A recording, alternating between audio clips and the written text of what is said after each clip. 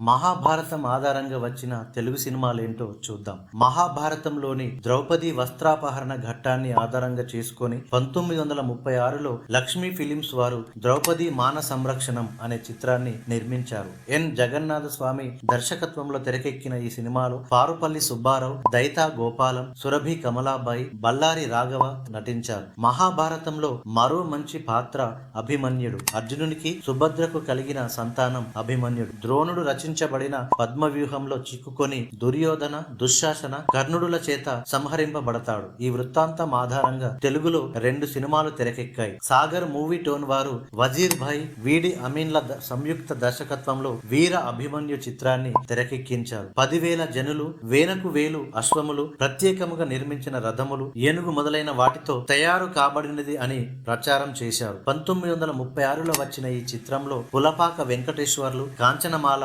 నటించారు. ఉత్తర అభిమన్యుల వృత్తాంతం నేపథ్యంలో మరోసారి తెరకెక్కిన చిత్రం వీరాభిమన్యు. 1965లో రాజ్యలక్ష్మి ప్రొడక్షన్స్ వారు వి మధుసూదన్ రావు దర్శకత్వంలో తెరకెక్కించారు. ఇందులో నందమూరి తారక రామారావు, కాంతారావు, శోభన్ బాబు, కాంచన నటించారు. శోభన్ బాబు నట జీవితాన్ని మలుపు తిప్పిన సినిమా ఇదే కావడం గమనార్హం. అలాగే ఎయిర్ హోస్టెస్ గా పనిచేస్తున్న కాంచన హీరోయిన్ గా నటించిన మొదటి సినిమా కూడా ఇదే. బృహద్రథుడి కొడుకు జరాసంధుడు. ఈయన రాక్షసుడు మరియు పరమ శివభక్తుడు. మహాభారత సభా పర్వములో వచ్చే ఒక పాత్ర. అయితే శ్రీకృష్ణుడి సూచనల మేరకు భీముడు జరాసంధుడిని సంహరిస్తాడు. ఈ వృత్తాంతం ఆధారంగా కృష్ణ జరాసంధ అనే సినిమా తెరకెక్కింది. 1938లో చిత్రపు నరసింహారావు దర్శకత్వంలో తెరకెక్కిన ఈ సినిమాలో వేమూరి గగ్గయ్య, ఎంబి రాజమ్మ నటించారు. పశుపతి అయిన శివుని గురించి తపస్సు చేసి అర్జునుడు పొందిన అస్త్రం పాశుపతాస్త్రం. అన్న ధర్మరాజు ఆజ్ఞ మేరకు తపస్సు చేసి ఈ అస్త్రాన్ని పొందుతాడు. పాశుపతాస్త్రం తిరుగులేనిది. అయితే పాశుపతాస్త్రాన్ని అర్జునుడు మహాభారత యుద్ధంలో ఎక్కడా వాడినట్లు లేదు. మహాభారతంలోని పాశుపతాస్త్ర సాధన నేపథ్యంలో తెరకెక్కిన చిత్రం పాశుపతాస్త్రం. 1939లో టిఎస్ మణి దర్శకత్వంలో తెరకెక్కిన ఈ చిత్రంలో నిడుముక్కల సుబ్బారావు, శకుంతల నటించారు. అర్జునుడు మరియు మణిపురపు రాకుమారి చిత్రాంగదలకు కలిగిన సంతానం బభ్రువాహనుడు. అయితే తండ్రి కొడుకులైన అర్జునుడు, బభ్రువాహనుడుల యుద్ధ వృత్తాంతం ఆధారంగా తెరకెక్కిన సినిమా బభ్రువాహన. 1942లో రఘుపతి సూర్యప్రకాష్ దర్శకత్వంలో వచ్చిన ఈ చిత్రంలో సదాశివరావు, ఇందిరాదేవి నటించారు. ఆ తర్వాత 1964లో ఇదే ఇతివృత్తంతో ఎన్ఏటి సంస్థ వారు సముద్రాల రాఘవాచార్య దర్శకత్వంలో బభ్రువాహన, అర్జున బభ్రువాహన యుద్ధం అనే చిత్రాన్ని పునర్నిర్మించారు. ఇందులో చేమకూర వెంకట కవి రాసిన విజయ విలాసంలోని పద్యాలను ఉపయోగించుకున్నారు. శ్రీకృష్ణుడు సత్యభామ కోసం కుబేరుడి ఉద్యానవనం నుంచి సౌగంధిక పుష్పాలు తీసుకురమ్మని గరుడిని పంపిస్తాడు. అక్కడ హనుమంతుడి తపస్సుకు భంగం కలిగిస్తాడు గరుడు. దాంతో కోపోద్రిక్తుడై హనుమంతుడు శ్రీకృష్ణుని వద్దకు వచ్చి, మీకు సౌగంధిక పుష్పాలు కావాలంటే నన్ను అడగండి, ఈ అల్పజీవి అయిన పక్షికెందుకు చెప్పడం, ఈ సుదర్శన చక్రాన్ని అడ్డు వేయడం దేనికని వినయంగా అంటాడు. అది విన్న గరుడికి సుదర్శన చక్రానికి గర్వభంగం కలుగుతుంది. ఈ నేపథ్యంతోనే గరుడ గర్వభంగం చిత్రం రూపొందింది. 1943లో ఘంటసాల బలరామయ్య దర్శకత్వంలో రూపొందిన ఈ చిత్రంలో వేమూరి గగ్గయ్య, కమలాదేవి, భానుమతి నటించారు. నంది పిక్చర్స్ పతాకంపై రూపొందిన చిత్రం శ్రీకృష్ణ గారడి. 1958లో వచ్చిన ఈ సినిమాకు వైవి రావు దర్శకత్వం వహించారు. ఇందులో జగ్గయ్య, రేవతి, అమర్నాథ్ నటించారు. భారతంలోని శ్రీకృష్ణ రాయబారం ఇతివృత్తంతో తెరకెక్కిన చిత్రం శ్రీకృష్ణ రాయబారం. 1960లో ఎన్ జగన్నాథ్ దర్శకత్వంలో వచ్చిన ఈ సినిమాలో రఘురామయ్య, కాంతారావు, సంధ్య నటించారు. పౌరాణిక పాత్రల్లో అందరికంటే ఎక్కువగా ఆదరింపబడినవాడు, గౌరవింపబడినవాడు భీష్ముడు. మహాభారతంలో శంతన మహారాజు కొడుకు భీష్ముడు. భారతంలో ఒక ప్రధాన శక్తిమంతమైన పాత్ర. ఈ భీష్ముడి పాత్రను తీసుకుని తెలుగులో చాలా సినిమాలు నిర్మించారు. భీష్ముని జీవిత కథ ఆధారంగా ఒక మూకీ చిత్రం, 2 టాకీ చిత్రాలు వచ్చాయి. మొదటిసారిగా 1921లో రఘుపతి సూర్యప్రకాష్ దర్శకత్వంలో మూకీగా వచ్చింది. ఆ తర్వాత 1945లో చిత్రపు నారాయణ దర్శకత్వంలో తెరకెక్కింది. ఇందులో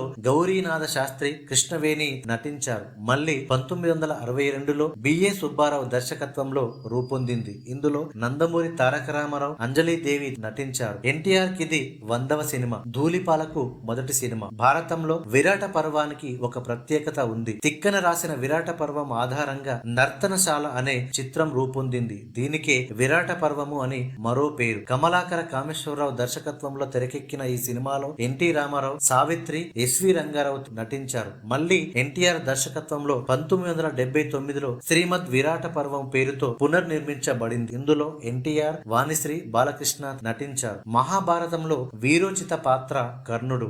ఈయన కుంతికి సూర్యుని అంశాన సహజ కవచ కుండలాలతో జన్మించడం వలన సూర్య తేజస్సుతో ప్రకాశిస్తాడు. ఈ కర్ణుని గురించి ప్రస్తావించిన సినిమాలు తెలుగులో చాలానే వచ్చాయి. కానీ కర్ణుని జీవితాన్ని పూర్తిగా కళ్లకు కట్టినట్టు చూపించిన చిత్రం మాత్రం కర్ణ.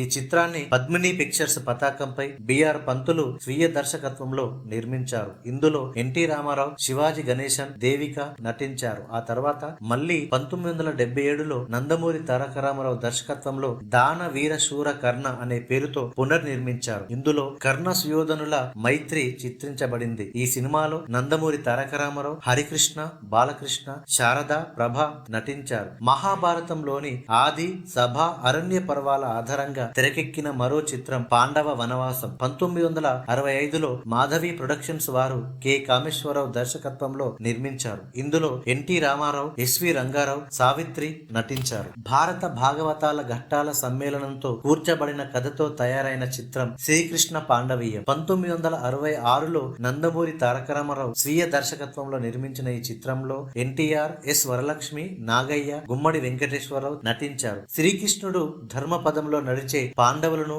కష్టకాలంలో కాపాడి వారి అభ్యున్నతికి దోహదపడిన తీరు ఇందులో చిత్రితమైంది. భీమాంజనేయ యుద్ధం నేపథ్యంలో తెరకెక్కిన సినిమా భీమాంజనేయ యుద్ధం. 1966లో ఎస్డి లాల్ దర్శకత్వంలో కాంతారావు, రాజశ్రీలు నటించారు. శ్రీకృష్ణుని జీవితంలోని ముఖ్య ఘట్టాలన్నీ కలగలిపి రూపొందించిన చిత్రం శ్రీకృష్ణావతారం. తారక రామ పిక్చర్స్ పతాకంపై అట్లూరి పుండరీకాక్షయ్య నిర్మించారు. 1967లో కమలాకర కామేశ్వరరావు దర్శకత్వంలో వచ్చిన ఈ చిత్రంలో నందమూరి తారక రామారావు, దేవిక, కాంచన నటించారు. అటు శ్రీరామ అవతారానికి, ఇటు శ్రీకృష్ణ అవతారానికి అనుసంధానం చేస్తూ తయారు కాబడిన కథతో తెరకెక్కిన చిత్రం శ్రీకృష్ణ సత్య. 1971లో కేవీ రెడ్డి దర్శకత్వంలో వచ్చింది. ఎన్టీఆర్, జయలలిత నటించారు. కమలాకర కామేశ్వరరావు దర్శకత్వంలో 1972లో బాలభారతము అనే చిత్రం రూపొందింది. ఇందులో S V Ranga Rao, Anjali Devi, master Prabhakar, baby Sridevi నటించారు. మహాభారతంలోని ప్రధాన ఘట్టాలను అన్నింటినీ ఒక చోట ప్రోధి చేసి